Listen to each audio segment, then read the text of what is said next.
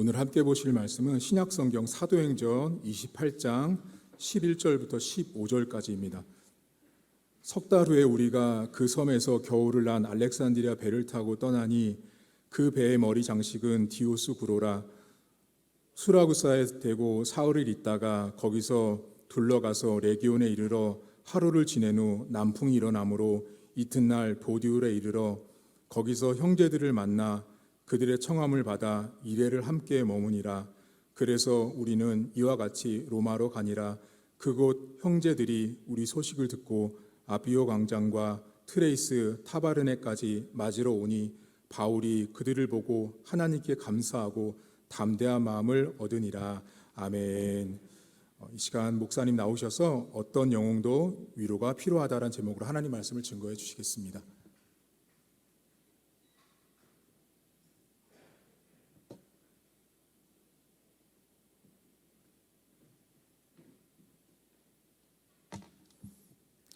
할렐루야. 한 주간도 잘 지내셨죠? 조금 전에 우리 이상월 집사님 아드님 세상을 떠난 소식이 전해졌는데 세상을 떠나시기 전에 하루 전쯤에 집사님이 저에게 전화를 하셔서 아들을 위해서 한번 기도해 주십시오 그러셨어요. 그래서 제가 집사님하고 통화하면서 아드님 잠깐 바꿔달라 그랬습니다. 그래서 그 아드님에게 다시 복음을 전하고 어릴 때는 교회 다니셨다 그래요. 그런데 마지막 예수님을 안 믿고 그렇게 되셨는데 그래서 제가 마지막으로 예수님을 믿으시라. 지금 우리가 어떻게 될지 모르지만 하나님 나라 가셔야 된다. 그러려면 내가 이때까지 하나님이 없이 살았음을 용서해달라 그러고 이제 주님을 믿으니 내 삶을 받아달라고 그렇게 기도하라고 그렇게 영접 기도를 같이 했어요. 근데 이제 의사 표현이 아직 불분명한 그런 상황이기 때문에 정말 예수님을 영접했는지 안 했는지까지는 제가 그까지 깊은 속까지는 모릅니다. 그러나 희망하건대는 정말 그 마음 중심으로 정말 진심으로 예수님을 영접했기를 바라고 또 그랬다면 한편 강도가 죽기 전에 예수 믿고 구원받은 것처럼 분명히 그 아드님도 하나님 나라에 가 계시라고 믿는데 그렇게 되기를 희망합니다.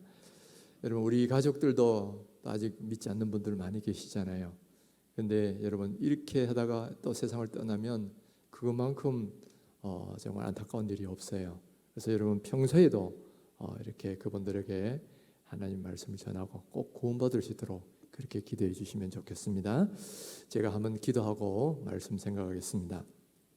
하나님 아버지, 오늘 이렇게 좋은 날 주시고 주님을 예배하는 자로 불러주심을 감사합니다. 주께서는 오늘날도 예배하는 자를 찾으시고 영과 진리로 예배하기를 기대하시는데 오늘 저희들이 영과 진리로 예배해 계시고 특별히 하나님의 말씀을 들을 때 이것이 날마다 그런가 하고 상고했던 그런 성도들의 마음처럼 하나님 우리의 마음이 하나님 말씀으로 향하게 하여 주시고 하나님 정말 이 말씀 들을 때 깨닫는 마음과 순종하는 마음 허락하여 주옵소서. 예수님의 이름으로 기도합나이다. 아멘. 펜실베니아의 심리학과의 어떤 교수가 아주 재미있는 실험을 하나 했습니다. 쥐를 300마리를 대상으로 거기에 암세포를 투여합니다. 그리고는 이 300마리를 100마리씩 3그룹으로 나눠요. 그래서 각 그룹에 대해서 이렇게 각기 다른 환경을 만들어줍니다. 먼저 첫 번째 이 100마리 그룹에는 이렇게 전기 충격을 막 줍니다. 그러면 깜짝 놀라서 다른 데로 도망가잖아요. 그럼 도망가는 그 방에서도 또 전기 충격을 주는 거예요. 그런 그룹이 하나 있고 두 번째 그룹은 이제 역시 잡아서 전기 충격을 주되 깜짝 놀라서 도망가면 거기는 더 이상 전기 충격을 안 주고 그냥 가만히 놔두는 거죠. 그리고 세 번째 그룹은 아무런 전기 충격을 안 주고 스트레스를 안 주고 그냥 내버려 두는 거예요. 자, 이 세 그룹을 뒀을 때 어느 그룹에서 가장 암 발병률이 높았느냐 했을 때 여러분 어느 그룹이 제일 높을 것 같아요? 상식적으로 여러분 다 예상하는 것 같아요. 여기서도 전기 자극 주고 스트레스 주고 또 저기 가서도 또 스트레스 주고 그런 이 GA 그룹이 암 발병률이 73%로 제일 높게 나왔다 그래요. 근데 그 다음은 어떤 그룹이 암 발병률이 높았을까요? 자, 이거 우리가 상식적으로 생각하면 여기에 좀 우리의 상식하고 다른 결과가 나왔어요. 상식적으로 생각하면 아무런 자극이 없이 가만히 있는 그룹은 제일 암 발병률이 낮을 것이라고 생각이 되잖아요. 스트레스가 전혀 없었으니까. 그런데 그게 아니더라는 거예요. 오히려 아무 스트레스가 없었던 그룹은 50%의 발병률이 나오고, 처음에는 스트레스를 줬는데 다른 곳으로 가서 안전하게 피할 곳이 있었던 그룹은 오히려 31%의 발병률밖에 안 나온 거예요. 그러니까 쉽게 말하면 아무런 스트레스 없는 그룹보다도 스트레스를 받되 피할 곳이 있었던 그 그룹이 오히려 더 암 발병률이 낮더라는 거죠. 자, 이 실험 결과가 말해주는 것이 뭘까요? 먼저는 스트레스가 사실 좋지는 않지만은, 그러나 어떻게 잘 관리하느냐에 따라서 오히려 더 좋은 결과도 낳기도 하고 나쁜 결과도 낳기도 한다는 거예요. 이 스트레스를 계속적으로 받으면 당연히 이거는 이렇게 되면 여기 가서도 희망이 없고 저기 가서도 또 괴로우니까 절망하지 않겠습니까? 그런 무리들은 오히려 암 발병 놓고 스스로 죽어간다는 거죠. 그래서 옛날에 실존 철학자인 키에르케고르가 말한 것이 절망은 죽음에 이르는 병이다, 그런 말을 한 게 있어요. 내가 여기 아무 소망이 없다고 절망하면 스스로가 죽게 된다는 이야기예요. 그런데 그것이 아니라 비록 스트레스가 있어도 이렇게 소망이 있고 여기 가면 피할 수 있어, 여기 가면 안전해, 이런 소망 가운데 살아가는 그런 존재들은 비록 문제가 있지만은 차라리 아무런 스트레스가 없는 그룹보다는 훨씬 더 좋은 결과가 나올 수도 있다는 거예요. 이거는 지만 그럴까요? 우리 사람 사는데도 비슷할 거예요. 우리 사람 사는데도 우리가 어려운 문제가 있어도 어려운 문제에 피할 곳이 있고, 저기 가면 안전해, 저기 가면 피할 수 있어, 저기 가면 위로가 있고 격려가 있어, 이런 곳이 있다면 그 사람은 새 힘을 얻고 살아갈 수 있는 에너지가 생긴다는 거예요. 그리고 그와 같은 소망이 있다면 그 소망이 어떤 어려움 속에서도 살아갈 수 있는 용기를 주고 힘을 준다는 거예요. 바로 그와 같은 일들이 바로 우리 인간들에게 일어난 일이라면 우리 그리스도인들도 예외가 아니겠지요. 우리 그리스도인들도 우리가 왜 살아가면서 어려운 일이 없겠어요? 다 스트레스가 있고 어려움이 있습니다. 그 스트레스가 있고 어려움이 있으면 때로는 정말 울고 싶고 어떤 데는 막 그냥 극한 생각까지도 막 들기도 하고 별별 생각이 다 들 때가 있지요. 그렇더라도 피할 곳이 있고요. 저기 가면 안전해, 저기 가면 위로가 있고 격려가 있을 수 있어, 그런 곳이 있다면 여러분 우리가 얼마나 안전하게 또 그러면서 이 어려운 시기를 잘 극복해가면서 살 수 있겠어요. 바로 오늘 그러한 피난처를 하나님이 주신 곳이 있는데 그것이 어디냐 하면은 바로 믿음의 공동체인 교회입니다. 그리고 믿음의 형제인 성도들이 바로 우리를 도울 수 있도록 두신 그런 피난처요 도움 주는 공동체다라는 거예요. 오늘 우리가 읽은 이 말씀도 바로 그와 같은 내용을 우리에게 분명히 보여주고 있어요. 이 사도행전은 사도들의 행전을 기록한 것이 사도행전인데, 특별히 28장을 쭉 읽어 나가다 보면 뭐 이랬군 하고 이렇게 기록을 읽어가듯이 읽다가 저는 한 부분에 오면서 탁 눈이 번쩍 뜨이는 곳이 있었어요. 바로 15절 말씀입니다. 15절 말씀 우리 같이 한 목소리로 다시 한번 읽어봅니다. 그곳 형제들이 우리 소식을 듣고 아비오 광장과 트레이스 타베르네까지 맞으러 나오니 바울이 그들을 보고 하나님께 감사하고 담대한 마음을 얻으니라. 자, 바울 일행이 로마시에 가까이 왔을 때 그들이 로마에 있던 믿음의 형제들이 이 바울 일행을 마중하러 나왔다는 거예요. 그랬을 때 이 바울이 그들을 보면서 마음에 하나님께 감사하고 담대함을 얻었다라는 그런 말씀이에요. 이 바울이 성도를 보고 하나님께 감사하고 담대한 마음을 얻었다, 이 말은 짧은 구절이지만 참으로 많은 것을 우리들에게 말을 해주고 있어요. 여러분, 먼저 담대함을 얻었다는 말은 뭐예요? 그만큼 이 바울이 거쳐왔던 과정이 험난했다는 이야기예요. 만약에 평탄했다면 뭐 굳이 이런 말이 나왔겠습니까? 그만큼 바울이 지나온 이 시간이 너무 힘들고 어려웠던 시간이었다는 것을 상대적으로 말을 해주고 있어요. 여러분, 이 바울이 여기까지 온 과정을 한번 잠시 우리가 지도를 통해서 한번 여정을 좀 살펴볼 필요가 있습니다. 바울이 3차 여행을 마치고 이 예루살렘에 올라갑니다. 예루살렘에 올라갔을 때 유대인들이 바울을 잡아서 죽이려고 했어요. 심지어 암살단까지 만들었습니다. 그런데 그것을 사전에 눈치채고 로마군들이 밤중에 사도 바울을 호송해서 저 로마 총독이 있던 가이사라까지 가게 됩니다. 그래서 가이사라에서 재판을 받는데 이 재판이 웬일인지 계속 길어져 가지고 2년이나 이 감옥에 있으면서 재판을 받게 돼요. 그러다가 2년 후에 바울이 내가 이 재판을 가이사에게 상소하겠습니다 해가지고 이제 가이사에게 재판을 받으러 로마로 가는 거예요. 근데 이 로마로 가는 거의 과정이 얼마나 험난한 과정이냐? 여러분 보시면 직선거리만 해도 얼마입니까? 2353km, 약 3km 정도 됩니다. 직선거리만 해도 2300km인데 가는 때 어디 직선으로 갑니까? 여러 군데 들리고 뭐 이렇게 왔다 갔다 하면서 가지 않아요. 그렇게 다 간 거리를 실제적 거리를 따지면 3618km. 3618km. 여러분 서울과 부산이 약 400km 되잖아요.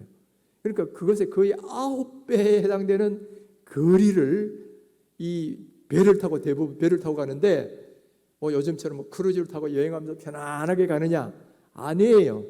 배도 뭐 우리나라 요즘 배하고 비교하면 형편없는 배, 그리고 그것도 죄수의 신분이 돼가지고 묶여서 지금 가고 있다는 거죠.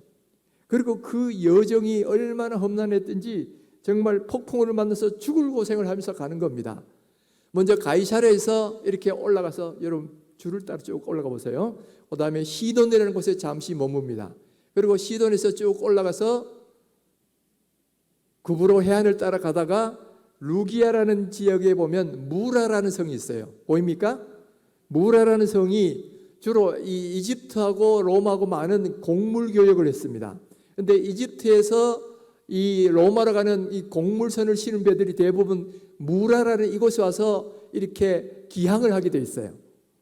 근데 그러니까 여기는 이 에집트로부터 오는 배니까 굉장히 큰 배들이 많아. 그래서 마치 요즘 우리가 전철 갈아타듯이 바울 일행도 이 무라라는 곳에서 이집트에서 나온 이 알렉산드리아에서 나온 곡물선 큰 배로 갈아타고 이제 로마로 가는 거죠. 근데 이때는 벌써 이 역풍이 부는 시기여가지고 겨우 힘들게 크레타 섬에 있는 이 미항이라는 곳까지 갑니다. 그러면서 겨울을 보내야 되는데 미항보다는 조금 더 가서 베닉스라는 곳에 가자. 그래가지고 가다가 그냥 유라굴라라는 광풍을 만난 거예요. 광풍을 만나니까 이제는 뭐 내 마음대로 할 수가 없잖아요. 그래서 여기저기 막 배가 흔들려 가면서 결국 무려 14일 동안을 폭풍 가운데 지납니다. 그 마지막에는 정말 살 소망이 다 끊어졌다고 모두 다 그렇게 생각할 때에 마침 하나님의 은혜로 멜리데라는 저 시실리 섬 밑에 그 멜리데 섬 보입니까? 멜리데라는 그 섬, 오늘날 식으로 하면 몰타라는 섬이에요. 거기에 가까스로 도착을 해가지고 배는 난파하고 사람들만 겨우 건짐을 받습니다. 그리고 여기서 3개월을 이 현지인들의 도움을 받아서 머물다가 마침 거기에서 겨울을 났던 알렉산드리아에서 온 배를 타고 이제 다시 로마로 향해 가는데 그 바로 위에 시실리 섬에 있는 수도 시라구사라는 도시가 있고 거기를 거쳐서 그 다음은 로마 본토의 제일 남단에 있는 레기온이라는 그 지역 도시를 또 지나고 그리고 중부쯤 가면 보디올이라는 곳이 있어요. 이 보디올이라는 곳은 모든 외국의 배들이 다 여기서 하역을 하는 그런 곳이에요. 그래서 여기서 곡물선도 여기 최종 목적지구에서 이제 바울 일행도 이제 배에서 내리게 됩니다.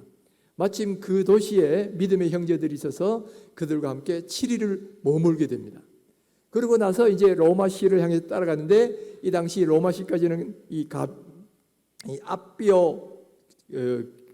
앞비오 길이라 해가지고 큰 길이 있어요. 그 길을 따라 쭉 올라가다가 앞비오 광장이라는 곳에 드디어 로마시에서 마중 나러 온 믿음의 형제들을 만난 거예요. 그랬을 때 바울이 너무나 담대함을 얻었다 이렇게 말을 하고 있는데, 그 말은 지금까지 예루살렘에서부터 여기까지 온 과정이 너무나 험난했다는 거예요. 예루살렘에서 죽을 뻔했죠. 또 가이사라에서 2년 동안 감옥에 있었죠. 또 그다음에 배를 타고 참 힘들게 오다가 나중에는 14일 동안 광풍에 휩쓸려 가지고 또 죽을 뻔한 고비를 넘기고 겨우겨우 그렇게 해가지고 이 앞비오 광장까지 왔으니, 거기서 믿음의 형제들을 만났을 때 그만큼 힘이 되고 격려를 받았다는 이야기예요. 그 다음에 두 번째 이 말이 의미하는 것은 뭐냐, 어떤 믿음의 영웅도 다 위로가 필요하다는 걸 우리가 볼 수가 있어요. 여러분, 바울이 어떤 사람입니까?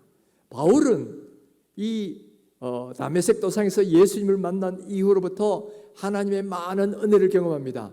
하나님의 사명을 받아서 주님의 복음을 전하는데 그 어떤 사람도 보다도 이 아시아와 유럽 대를 가면서 수많은 사람을 전도했고 수많은 교회를 세운 사람이에요. 그 과정에서 죽을 뻔한 고비도 여러 번 넘기고 감옥도 여러 번 가고 또 강도 위험도 여러 번 당했지만은 그 모든 것을 극복하고 복음 전도의 사명을 감당했던 사람이에요. 그리고 그 와중에서 하나님의 계시를 받아서 13편의 성경을 썼기도 하고요. 또 하나님의 능력을 받아서 병든 자도 고치기도 하고 죽은 사람도 살렸고 심지어 삼층천까지도 올라가 본 그런 믿음의 영웅들이란 말이에요. 믿음의 영웅인데 이 영웅이었던 사도 바울도 인간인지라 연약한 부분이 있었다는 거예요. 그도 역시 두려워할 때 두려워했고 힘들 때 마음이 연약해졌고 그러게 되더라는 거예요. 우리가 고린도전서 2장 3절을 보면 이 사도 바울이 고린도 성도들에게 뭐라고 말하느냐면은, 내가 너희들 가운데 머물 때에 심히 두려워하며 떨었노라, 그렇게 말하는 장면이 나와요.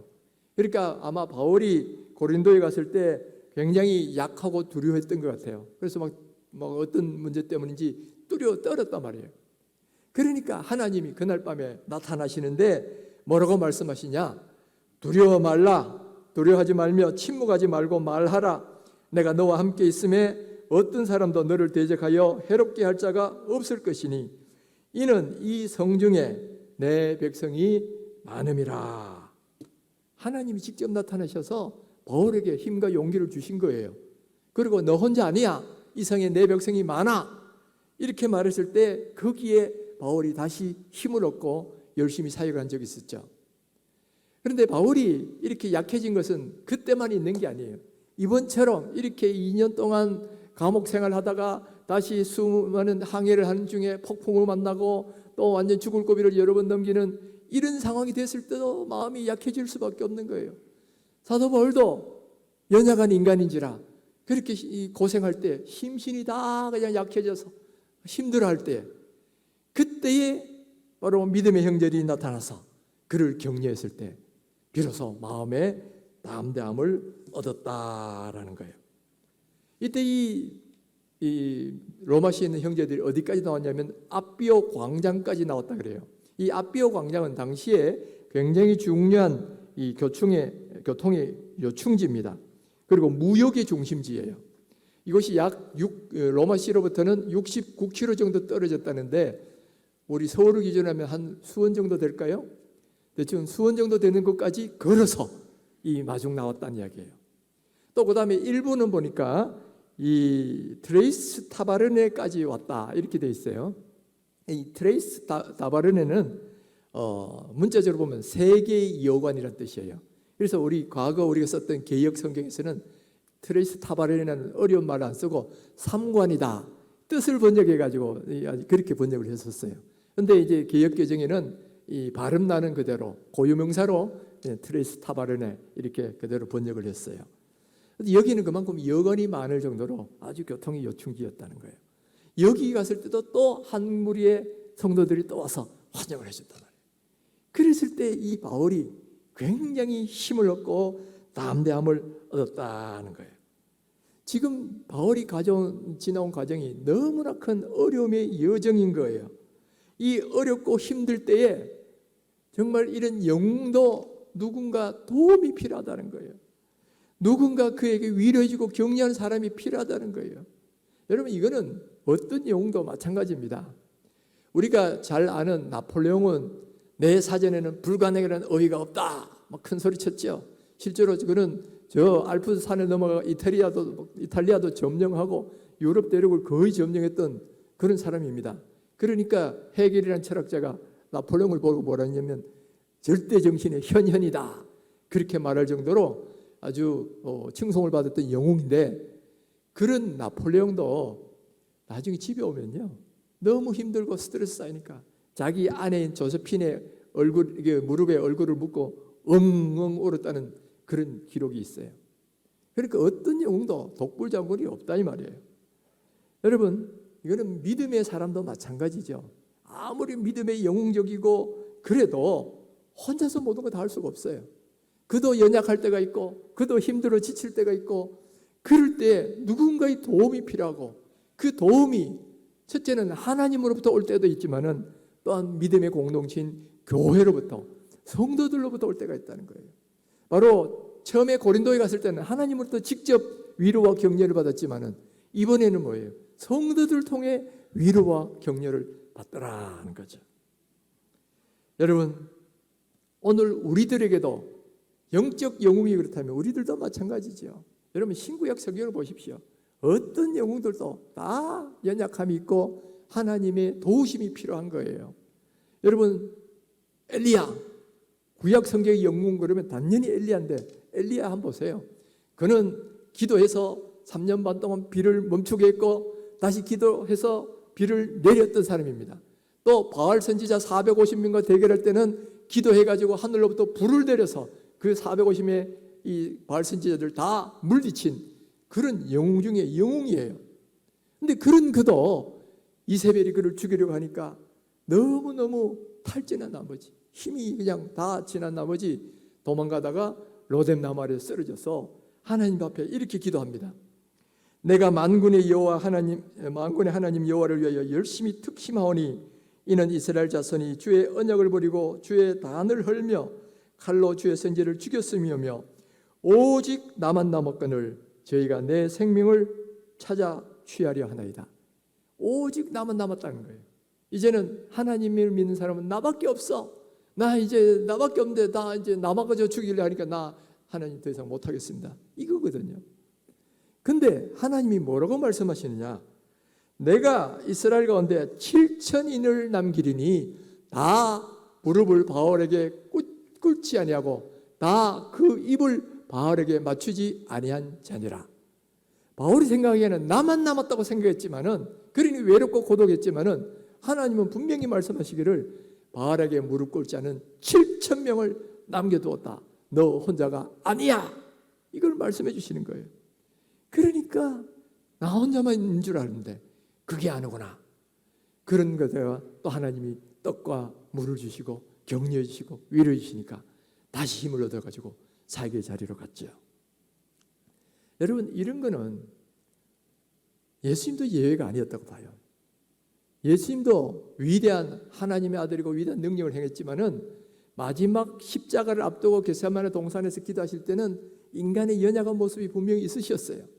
그래서 혼자 이 밤새도록 기도할 때에 땀방울이 흐르는 핏방울처럼 되도록 그렇게 간절하게 기도할 때 예수님도 내심은 뭐예요? 내가 이렇게 힘들어 죽게 되었도다.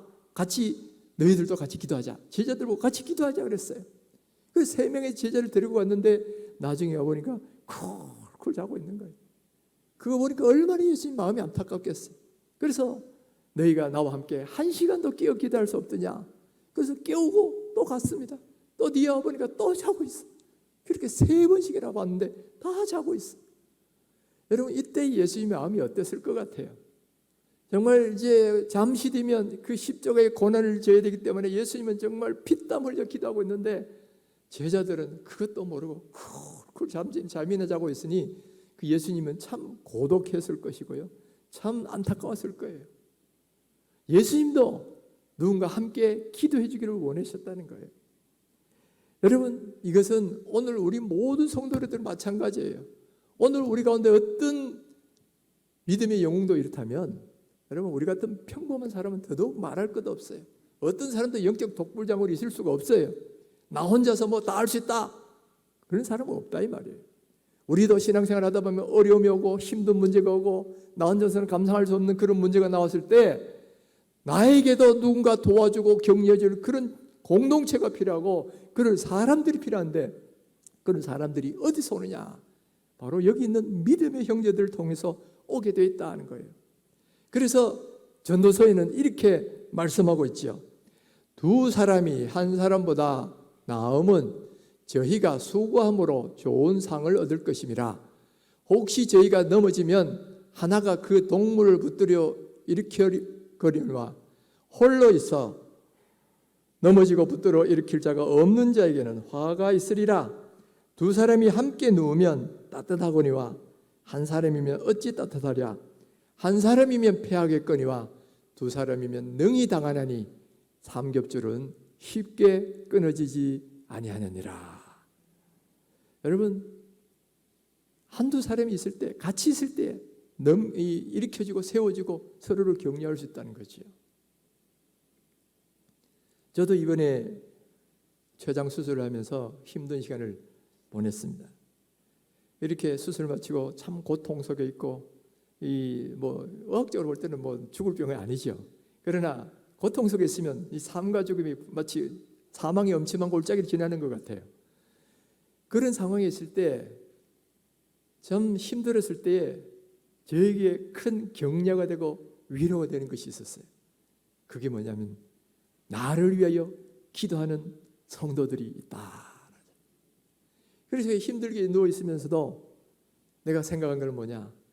나는 혼자가 아니다. 내 뒤에는 나를 위해 기도하는 성도들이 있다. 그러면서 지금 오늘도 분명히 요즘 이 릴레이 기도이니까 분명히 각 셀마다 나와서 나를 위해 기도하고 계실 것이다. 또 이 수요 기도회, 금요 기도회 때 분명히 우리 성도들이 나를 위해 기도할 것이다.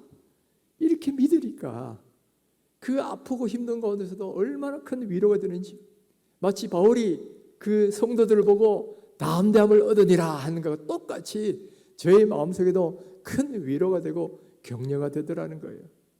그러니까 어렵고 힘든 가운데서도 그래, 나는 곧 일어설 수 있을 거야. 나는 다시 회복될 수 있을 거야. 이런 자신감과 소망이 생기고 담대함이 생기니까 그것 때문이라도 더 빨리 회복이 되는 거죠. 여러분, 제가 2주 전에 나왔을 때하고 지금하고 어떻습니까? 2주 전에 나왔을 때는 완전히 절반이 반쪽이 돼 있었잖아요. 그러나 지금은 좀 그래도 많이 좋아졌죠.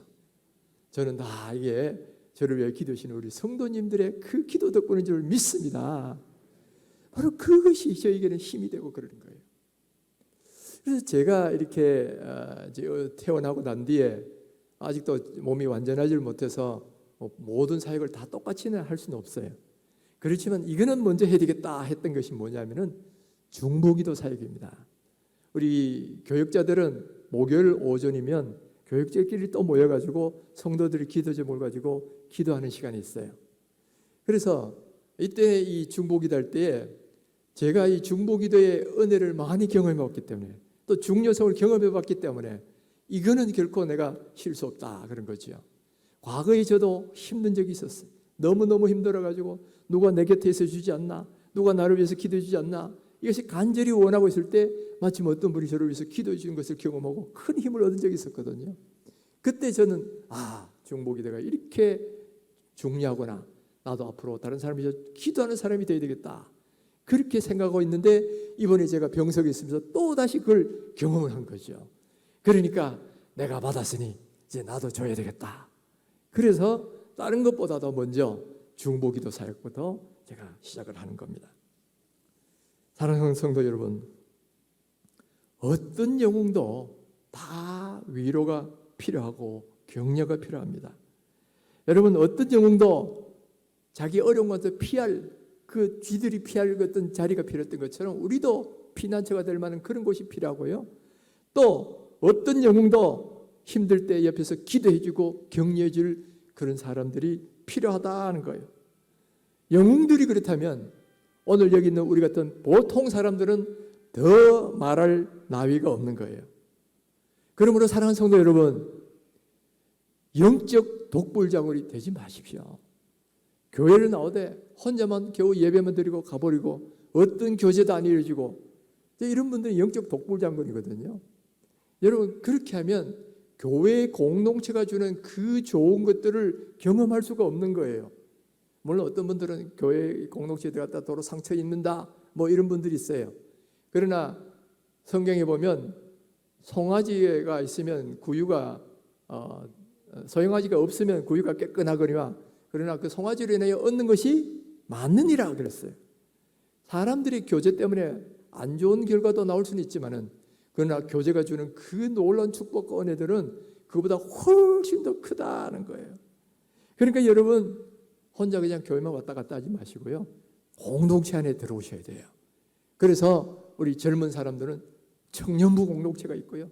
또 결혼하신 신혼부부를 위해서는 비전 청량녀부 공동체가 있어요.